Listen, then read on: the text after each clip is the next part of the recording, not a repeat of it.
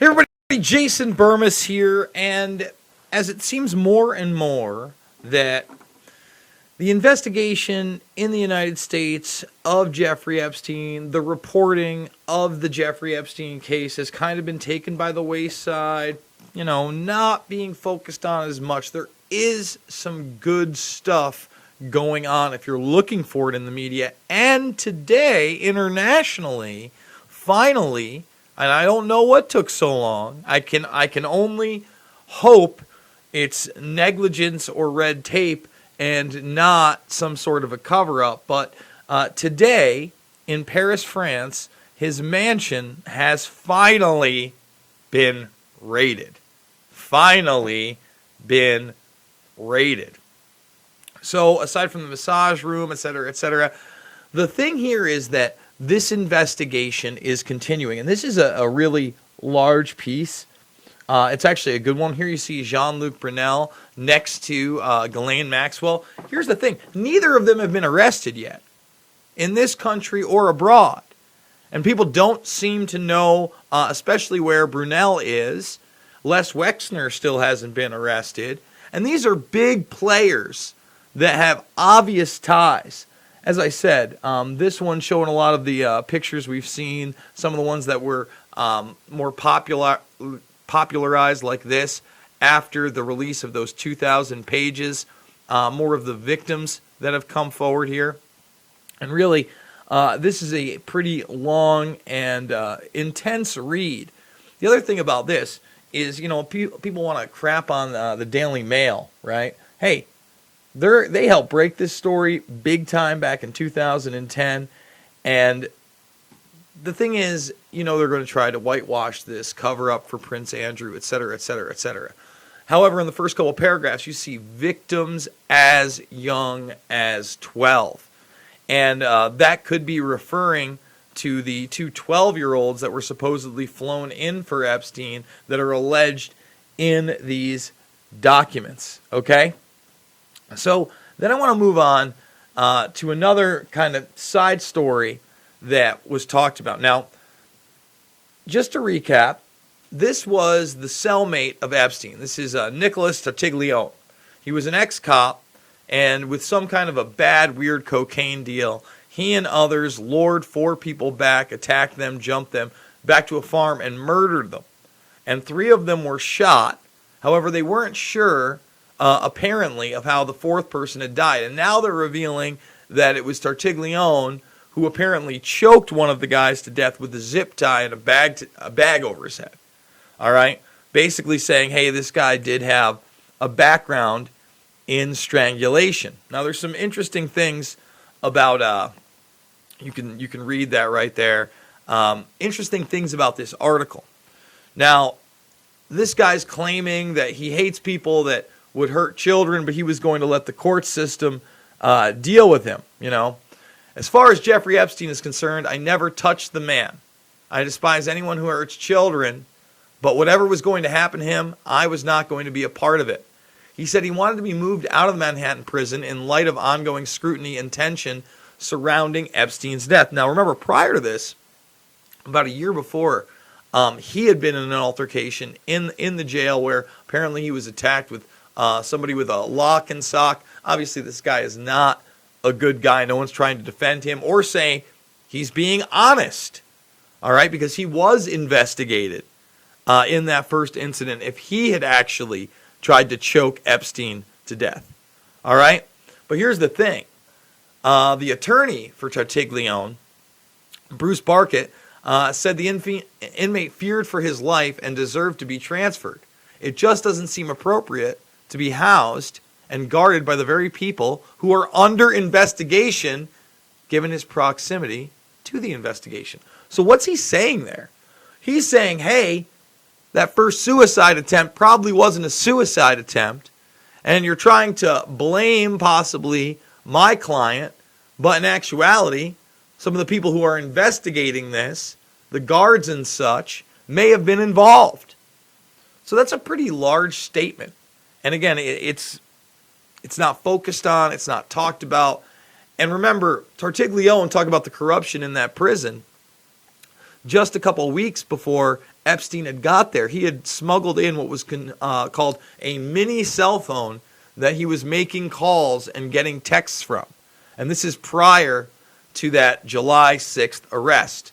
Now, we're going to get into that July 6th arrest and more corruption on different levels here with this headline. Jeffrey Epstein arranged payoffs for women's silence from jail.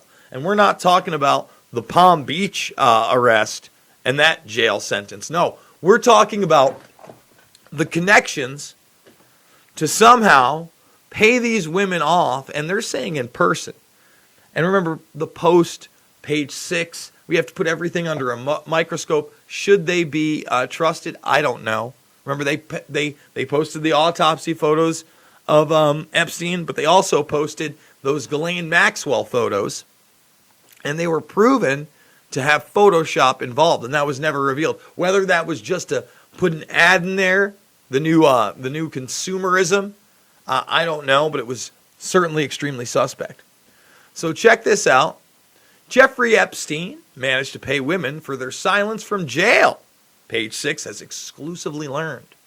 We're told that at least 2 women familiar with the infamous millionaire pedophile were given envelopes of cash to keep quiet after he was arrested at Teterboro Airport on July 6th.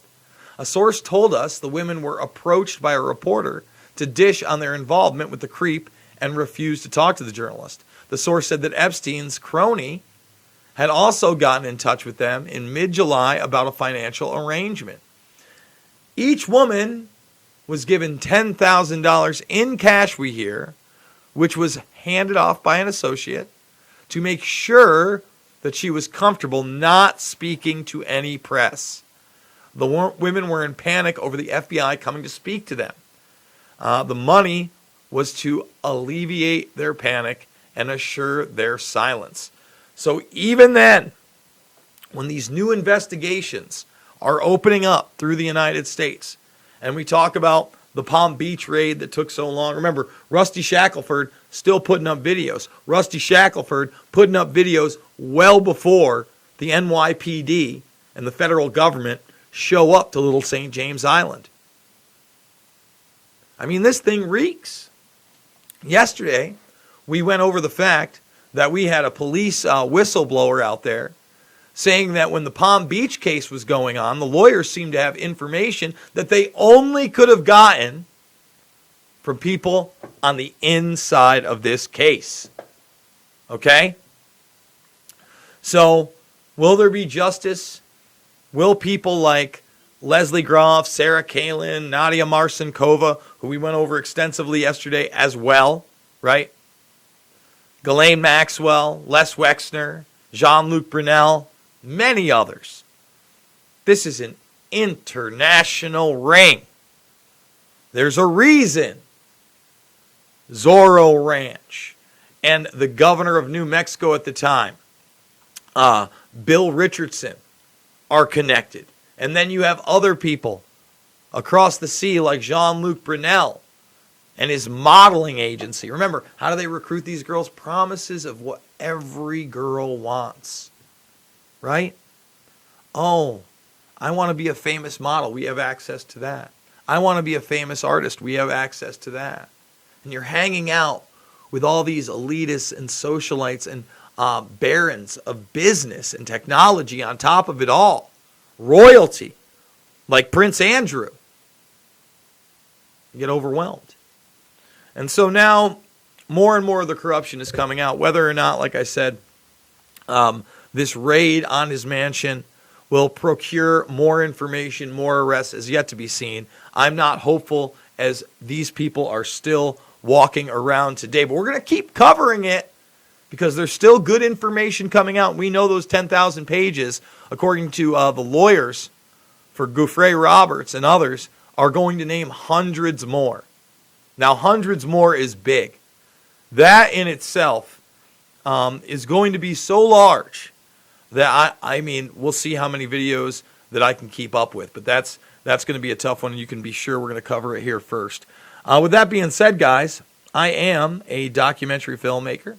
You can check out all of my films for free over at this YouTube channel in the playlist. Make sure to thumbs this up, share it with others. Subscribe, become a member of the Burmese Brigade if you're already not a member of the Burmese Brigade.